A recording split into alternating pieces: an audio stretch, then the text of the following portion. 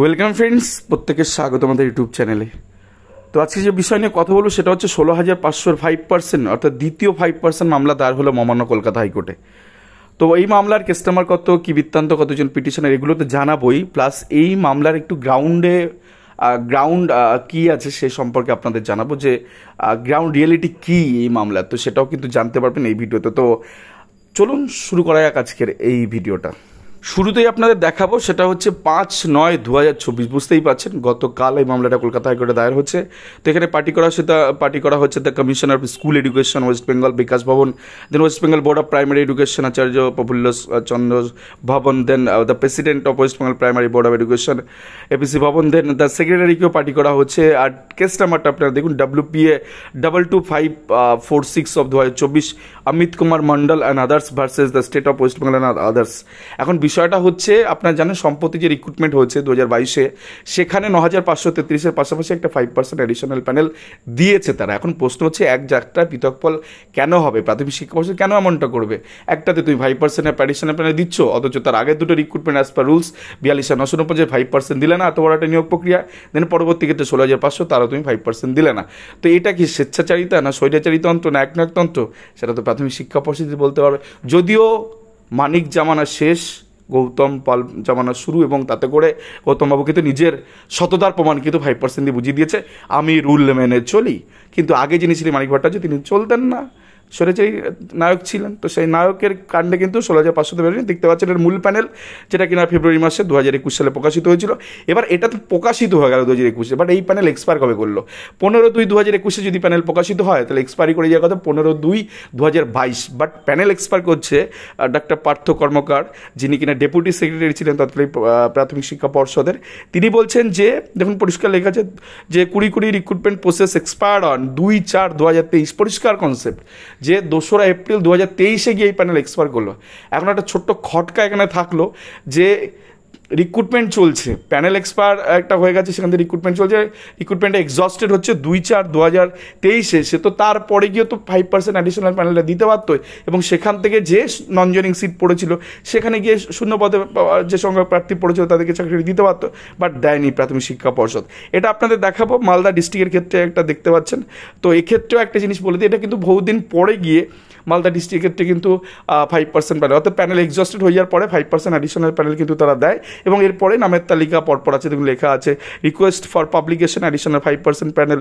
এটাও কোর্টের অর্ডারে বেরিয়েছিল 49 জন প্রার্থী, যেহেতু ডিস্ট্রিক্ট ওয়াইজ ছিল তখন নিয়োগগুলো তো হয়েছে। আপনার 5% প্যানেল আপনারা জানেন যে 11,765, যে 9,533 সম্প্রতি রিক্রুটমেন্ট হলো, সেখানেও 5% অ্যাডিশনাল প্যানেল অপেক্ষমান তালিকা কিন্তু রাখা হচ্ছে অ্যাজ পার রুলস যেটা আছে। 2009-এর ক্ষেত্রে পিটিআর রুলস মেনে হয়নি, তো সেটাতেও যেমন একটা প্রভিশন ছিল 2001-এর, তার পরবর্তী ক্ষেত্রে কিন্তু 2016 রিক্রুটমেন্টের ক্ষেত্রে কিন্তু সেই প্রভিশনটা আছে। এবার আপনাদের সুপ্রিম কোর্টে একটা জাজমেন্ট দেখাবো, যেটা 3929-এ হয়তো মামলাটা হেরে গেছে পিটিশনাররা, বাট একটা ছোট পয়েন্ট আপনাদের মনে করিয়ে দিই, যেখানে কোর্ট কি বলছে, সুপ্রিম কোর্ট অ্যাপেক্স কোর্ট বলছে, the earlier noted the selection process for appointment to the post of primary teacher is to be made by the assessment of the merit by the selection committee as notified under Rule 8 of the Recruitment Rules 2016. এখন Rule 8 মানে কি? Rule 8(5)ও পড়ে, rule 8(6)ও পড়ে। আপনি বলতে পারেন যে rule 8 মানে শুধু রুল 8(5), তা তো নয়। রুল 8 সুপ্রিম কোর্ট বলছে এন্টায়ার রিক্রুটমেন্ট সিলেকশন কমিটি এটা রুল 8 মেনটেন করে এটা করে, এবং এটা হচ্ছে তার মানে একদম ম্যান্ডেট। এটা রুল 8-কে তো মেনটেন করতেই হবে। তো রুল 8 মেনটেন করলে রুল 8(6) পড়ছে, তাহলে 5%টা দিতেও সুপ্রিম কোর্ট এই কথা বলছে। দেন আরও কি লেখা আছে, the recruitment process initiated 23/12/2020 can not be continue ইনডেফিনিটলি, অর্থাৎ এটা আজীবনের জন্য এটা চলতে পারে না। The recruitment process, the 2020 recruitment process has concluded এই কথাটা কি করে সুপ্রিম কোর্ট এখানে বলছে? তার কারণ হচ্ছে মিসগাইড করা হয়েছে প্রাথমিক শিক্ষা পর্ষদ তরফে সুপ্রিম কোর্টে, যে এটা কনক্লুড হয়ে গেছে, কিন্তু রুল 8(6) তো কনক্লুড হয়নি, 5% তো দেয়নি। তো এটা একটা বড় প্রমাণ হতে পারে এই মামলার ক্ষেত্রে। দেন পরবর্তী ক্ষেত্রে দেখুন, এই যে ডিভিশন বেঞ্চ জাস্টিস অভিজিৎ স্যারের যে 252 জন অর্ডার, পরবর্তীতে সিঙ্গেল বেঞ্চের অর্ডারটাকে চ্যালেঞ্জ করে যখন ডিভিশন অ্যাপিল করা হলো, সেখানে গিয়ে ডিভিশন বেঞ্চ যে অর্ডার দিয়েছে, এই দুটো অর্ডার একমাত্র মানে খারিজ হওয়ার ক্ষেত্রে বা লেট ডাউন করার ক্ষেত্রে একটাই কারণ যে রুল মেনটেন করা হয়নি জাজমেন্টের ক্ষেত্রে। যখন জাজমেন্ট ডেলিভার করা হয়েছে সেখানে রুলকে ব্রেক করে, অর্থাৎ যে পিটিআর রুলস, প্রাথমিক শিক্ষক নিয়োগের যে রুলস 2016 সেটাকে ব্রেকডাউন করা হচ্ছে, যার জন্য এই ডিভিশন বেঞ্চের অর্ডারটাকে লেট ডাউন করা হচ্ছে। তো এখন কী লেখা আছে, in the manner of short listing candidate for appointment as suggested by the division bench in the impugned judgment inconsistent. তার কারণ হচ্ছে ইনকনসিস্টেন্ট বলার কারণ হচ্ছে produce laid down under rule 8 of the recruitment 2016, অর্থাৎ রুল 8 যেটা কিনা রুল 8, 5 এবং 6 দুটোই পড়ে তার মধ্যে, সেইটাকে কোথাও গিয়ে কার্যকারী হয়নি বলে ডিভিশন বেঞ্চের অর্ডারে, তার জন্য এটাকে নামানো হয়েছে।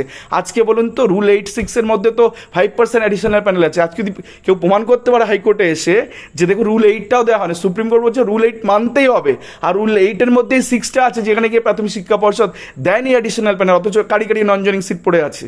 যদি এই ধরনের মামলা জাস্টিস অমৃতা সিনহা ম্যাডাম যদি ঠান্ডা মাথায় শোনেন, তা আমরা এটুকু আশাবাদী যে 16,500-তে 5% প্যানেল অর্থাৎ 825টা সিটে ভাগ্যের শিখে ছিললেও ছিটতে পারে। এখন সেক্ষেত্রে দেবের সব মামলা কী ইম্প্যাক্ট পড়বে আমি বলতে পারছি না, বাট এই 825টা সিটের কেন প্রাথমিক শিক্ষা পর্ষদ দেয়নি তার জন্য কিন্তু কস্টও এখানে তাদেরকে করা হতে পারে। তো এই ছিল আজকের ভিডিও। আশা করি ভিডিওটা বুঝতে পারছেন যে কোন আঙ্গিকে 5% মামলাগুলো দায়ের হচ্ছে বর্তমানে সিঙ্গেল বেঞ্চে। তো এই ছিল আজকের ভিডিও। ধন্যবাদ সকলকে, ভালো থাকবেন, সুস্থ থাকবেন।